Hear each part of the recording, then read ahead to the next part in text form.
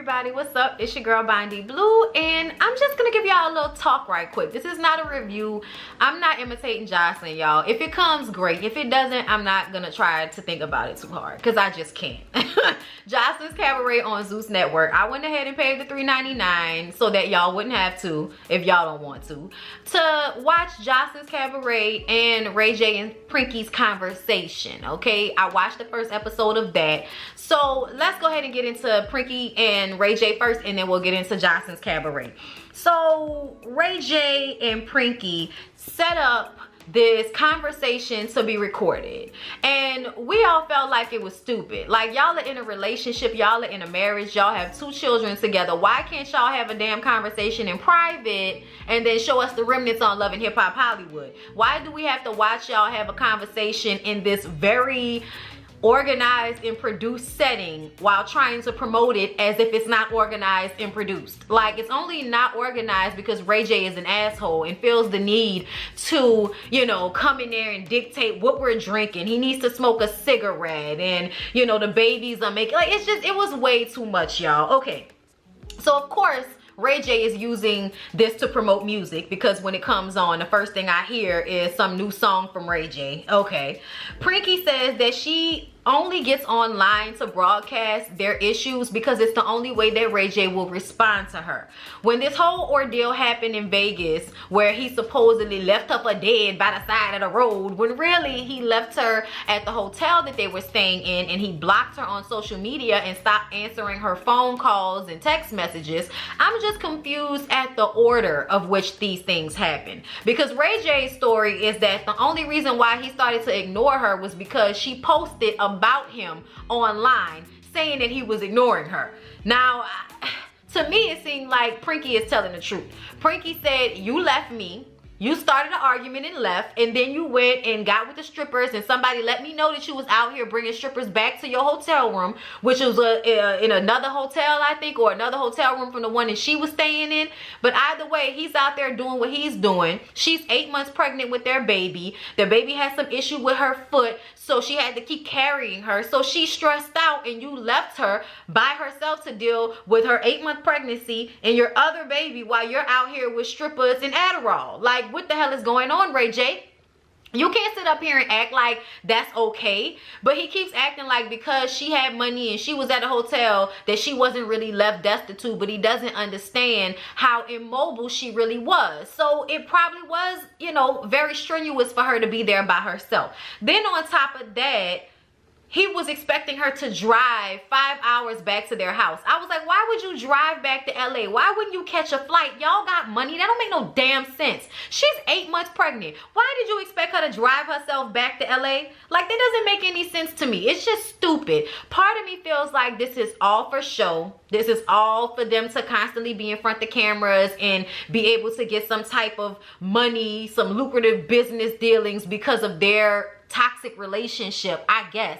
But ultimately, y'all, the conversation was pointless. Nothing was really said because Ray J talks in circles. Ray J doesn't really ever answer any questions. He doesn't want to answer any questions. He wants to tell you the little small things he did right before they get to the big issue. He wanted to keep talking about how he went to the studio and he went to the grocery store with the baby. And Prinky is like, what about the strippers? My problem is with the strippers. Start at the strippers, okay? And he don't want to start at the strippers. I personally feel like, I don't know why she's still getting mad about strippers. That's all Ray J does. You should be accustomed to him in that lifestyle. I don't know why you still get yourself upset about things like that. You need to pay somebody, an assistant, a babysitter, a nanny. Y'all need to have somebody with you when y'all travel, even if it is just to Las Vegas, so that you don't have to deal with those things by yourself. Y'all have too much money to have these types of issues. Like, y'all are basically arguing about him going and being a dog the way he always has, and you being too pregnant to actually go looking for his ass and breaking down doors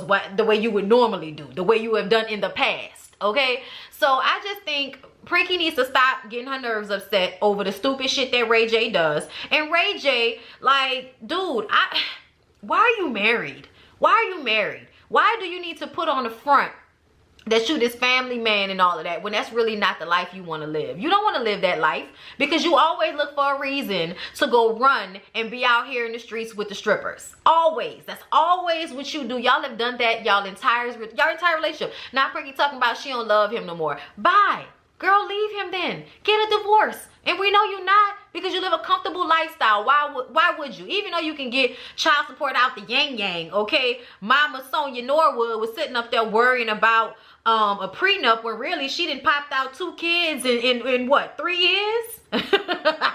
Okay? Bump a prenup. I got child support checks coming to me, buddy. You know what I'm saying? So I just feel like they did this for money. It's sad, because nothing was actually done. Like, the conversation was just going around and around and around and around. He said that he lost a $2 million deal because she got online and talked about their relationship. He got online and talked about their relationship before he even hit her up, okay? So he's doing the same thing she's doing, but then blaming her for his loss in revenue. So that's what he was all upset about, because she made him lose money. So then he decided to go and get the strippers. I said, that don't even make sense. That don't even make sense. You left that girl, and that girl responded and got online because you were ignoring her.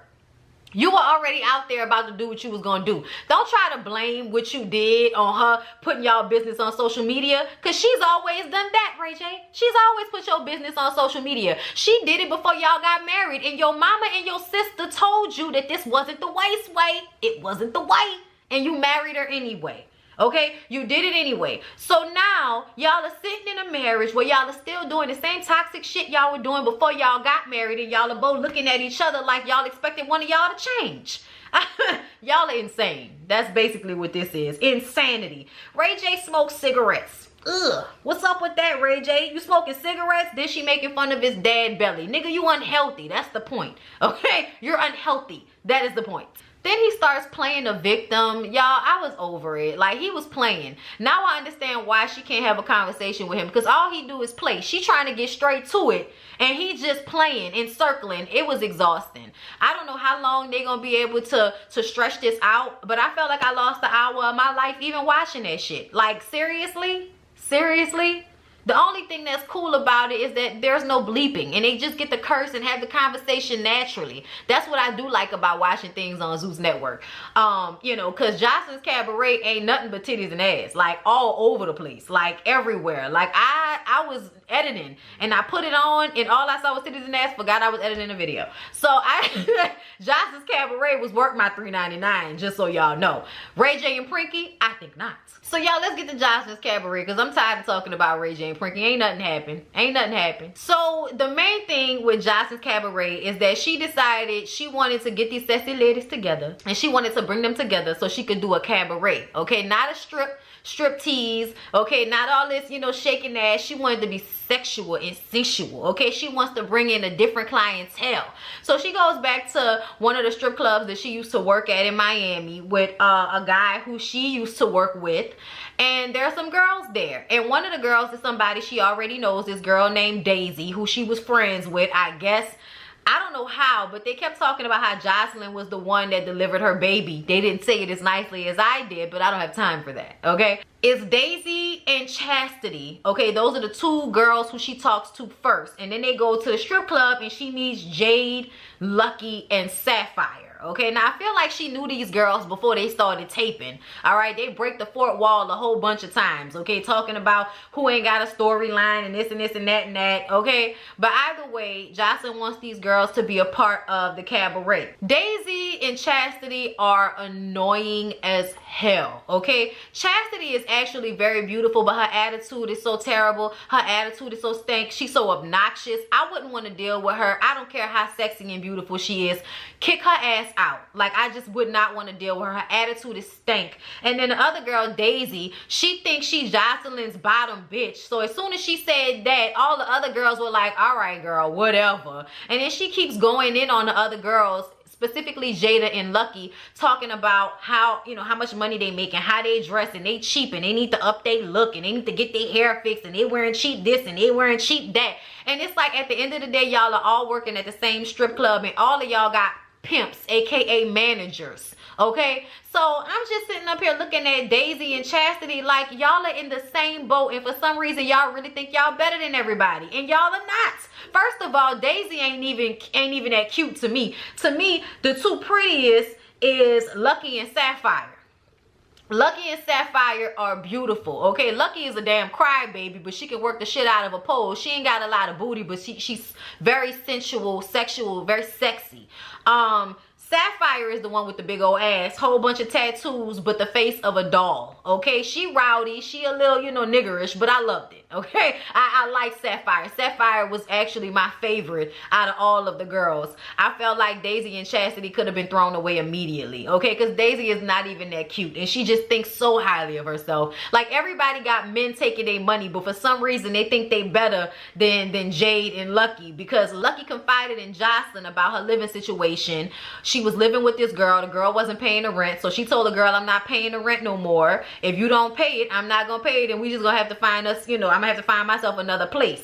And then the girl burned the apartment down or something like that, set the place on fire. So Lucky is living with her manager, boyfriend, whatever she wants to call him. She's always saying it's not a boyfriend girlfriend thing, but it's not a pimp hoe thing either. I said I beg to differ. I beg to differ, good sir. Okay, I forgot her old man name, but Lucky old man, I could see why she would like him, because she seems very docile. She seems very young.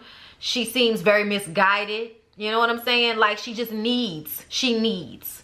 And he is providing for her. But ultimately, it is definitely a pimp hoe situation, and it doesn't matter how you slice it. He talks like a pimp.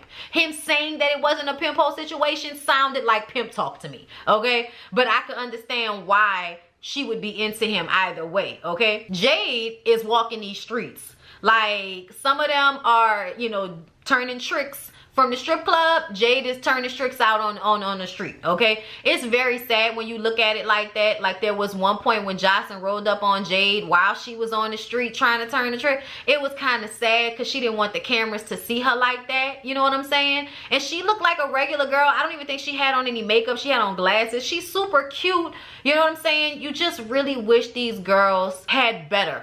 You wish they had better, because you know that they're in the situation that they're in right now because somebody wasn't there for them as children. You just know it, because you can see it all over them, that this is the only way they know how to get it. And that's sad that nobody created, you know, a home or a lifestyle for them to do better with themselves, because at the end of the day, that shit is sad. I don't care what you're talking about. Stripping might be one thing, but it seems like all of those girls are tricking.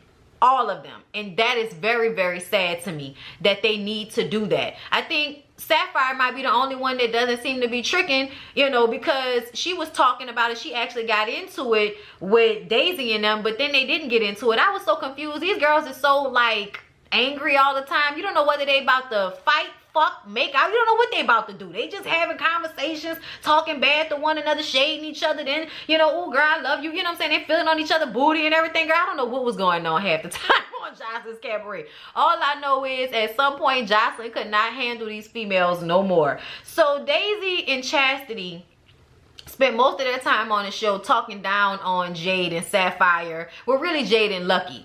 I feel like they didn't really want it from Sapphire, because Sapphire is a little older, so she seemed like, you know, I'll beat both of y'all asses together, okay? Just the way Jocelyn planned to.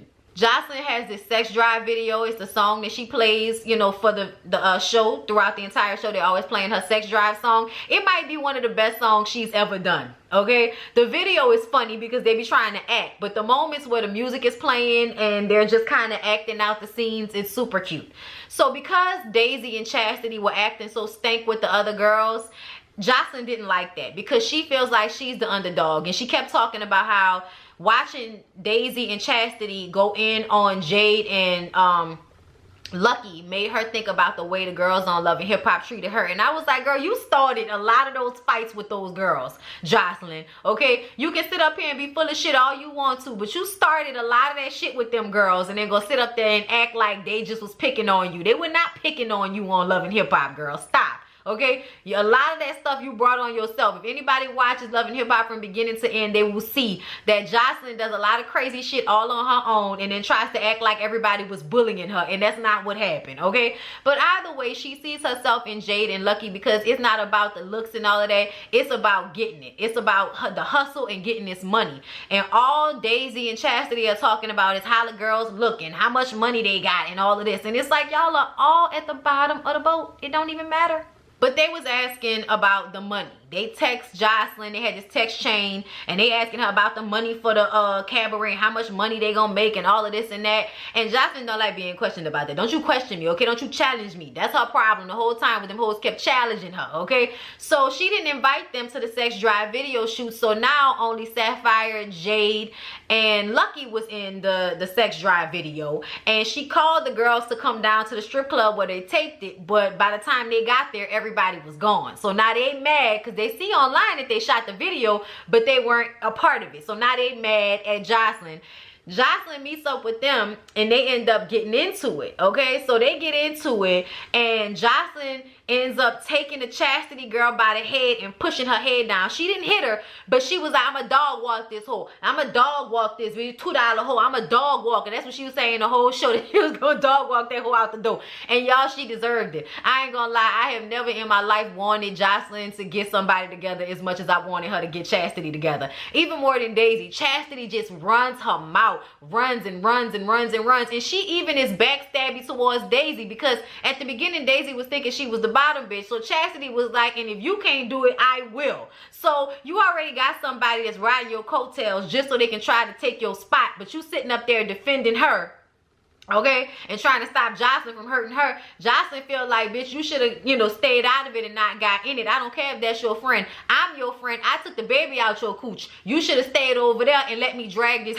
Like, okay, so at one point she takes the other girl by the head. You know, the security had to come and get involved. But basically, Joseline handled Chastity and Daisy all by herself. I have never seen a bitch look so strong in my life. That girl couldn't get up off the floor. She was trying, but she couldn't get off the floor, y'all. It was so funny. She deserved it. I couldn't stand Chastity. She was so obnoxious. Joseline turned into the old Joseline on us, and I was upset about it, honestly, okay? So she sits down with Sapphire and Lucky, and Jade was out there on the host roll, so she couldn't show up for this meeting. And Joseline is telling them about how she just beat up okay, how she had to beat up I should have beat up Daisy and Chastity, who I was calling side split in my, you know, like sidekick, side split, because she's a stripper. Anyway, so I was calling her side split in my notes. But she goes to tell them how she got them together, how she ain't really even hit them, how she was just gonna dog walk that hoe, you know, like that. And I guess at some point throughout the conversation, she got upset with Lucky because Lucky was like, you know, oh, that didn't have nothing to do with me. And Joseline was telling them the reason why she dog walked that hoe was because of Lucky and Jade. She didn't like the way they was messing with her. She was like, I'm beefing with them because of you, okay? And so when Lucky was like, oh, no, it's not because of me, because I ain't have nothing to do with that. I wasn't there. Lucky didn't realize that made Joseline mad. So now Joseline pissed off. They tried to do a little clink clink. Joseline don't want to do a little clink clink. She get up, she walk away, okay? Now at some point Joseline got all in her face and was going off on her, and so Lucky runs away crying and she's upset, and Sapphire is like, girl, I don't know what's wrong with her, she tripping, okay? Yeah, no, she was wrong for that. I don't know why she got all in your face, that whole tripping, you know, we don't know what's going on. They go back in the bar and Joseline can hear Lucky saying, I respect her and I don't know why she did that to me. And Joseline comes in her face, she was like, I'm gonna tell you why I did that to you, okay? Because I was bucking for you. I got into it with them bitches. I beat them hoes because of you, okay? And you gonna tell me it have nothing to do with you, bitch, okay? You don't ever disrespect me like that, okay? This is my cabaret. This is Joseline's cabaret. She kept saying it. Apparently we didn't know it was her cabaret. It's Joseline's cabaret, okay? And you two hoes, you killed it for her because she care about you. So now I don't know if I could trust neither one of y'all bitches, okay? When two raggedy ass hoes. Like, she was mad, and I was like, you tripping. You are tripping, Joseline. She tripped out on that girl, got all in her face, and told her she was gonna call her man on her because he gonna deal with you. He gonna do whatever he gonna do to you, but he gonna deal with you because he gonna find out. I said, so you gonna call that girl pimp on her? What's wrong with you? What is wrong with you? I thought that was low down that she even said that to her. Don't disrespect her gangster at the end of the day. That's all, Josh. Don't disrespect my gangster. I was like, girl, you overreacted like a motherfucker, but okay. And that's how like the last episode went off. It wasn't really much else going on. She had Rob in there from time to time to just be, you know, the person for her to talk to and bounce things off of. And he was like, oh yeah, that's what them hoes did. I was like, Rob knows exactly how to respond to everything that Jocelyn says to him when he deal with them $2 assholes that ain't even got a dental plan, okay? Yeah, y'all, that was Joselines Cabaret, Ray J, and Prinky. I hope this little talk sufficed, because I know y'all wanted me to talk about it. But yeah, I was actually very entertained by Joselines Cabaret, just the way I thought I would be. I was waiting for the real Jocelyn to show up. And she did. Poor little Lucky. Poor little Lucky don't know. With y'all, poor little Lucky needs some therapy. And y'all check on Jade. Because we ain't seen her after that video shoot. And I was just like, you know, she be walking the streets. They got a lot of trafficking going on. Like, y'all check on Jade and make sure she alright. Okay? But yeah, y'all, all in all, it was very entertaining. It was like 7 episodes, I think. If anything else happens, you know, and when Ray J and all that come on next week, I'll come back and we'll do another little talk about whatever happens. It probably won't even be that long. It might be on the Inner Real Housewives or something, because they don't really be saying nothing. They probably gonna talk in circles for another damn hour.